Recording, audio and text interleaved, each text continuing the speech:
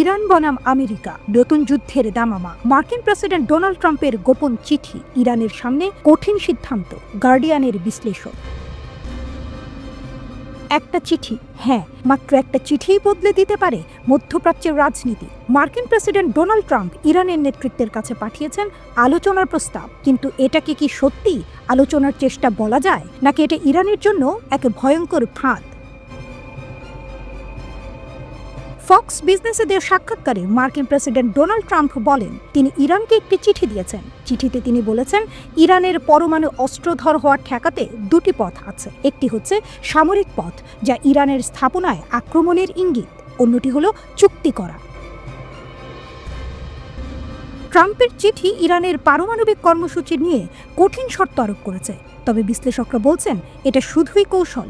ইরানকে চাপে ফেলতে এবং বিভক্ত করতে এটি পরিকল্পিত একটি পদক্ষেপ। সবাই জানে ইসরায়েল চুপ করে বসে থাকার পক্ষপাতী নয়। যদি তেহরান ট্রাম্পের প্রস্তাবে প্রত্যাখ্যান করে, তাহলে ইরানের পারমাণবিক স্থাপনাগুলোর ওপর ইসরায়েল হামলা করতে পারে। আর তখন পুরো মধ্যপ্রাচ্য হবে ভয়ঙ্কর যুদ্ধের ময়দান।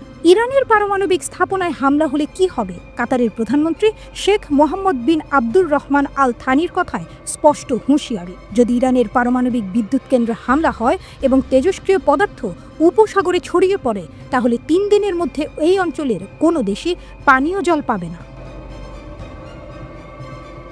আল থানি জানিয়েছেন দক্ষিণ ইরানের বুশেহর পারমাণবিক বিদ্যুৎ কেন্দ্রে হামলা হলে ইরান ও কাতারের মধ্যবর্তী পানির কি হবে? এতে উচ্চমাত্রার পানি দূষণ হবে এবং পুরো অঞ্চলে পরিবেশগত বিপর্যয় ডেকে আনবে।